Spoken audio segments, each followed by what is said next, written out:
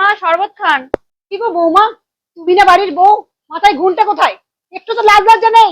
এবার থেকে মাথায় ঘুমটা দিয়ে আসবে। ঠিক আছে মা।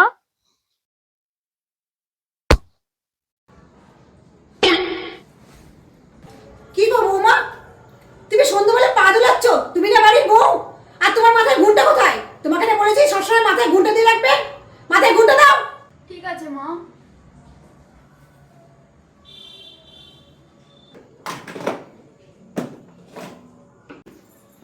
কি গো বৌমা, মাথায় ঘুমটা কোথায়? তোমাকে না বলেছি সবসময় মাথায় ঘুমটা দিয়ে রাখবে। আর মাথায় ঘুমটা দিয়ে বুঝি কাজ করা যায় না? এক কথা কতবার বলতে লাগে? বলছি মা, আপনি এই বাড়িতে কি হয়ে এসেছিলেন? কেন, আমিও বউ হয়ে এসেছি। আর ছোটরা কাদের দেখে শেখে? আর তোমাদের বাড়িতে এই ঝুড়িও শেখায়নি যে ছোটরা বড়দের থেকে শেখে?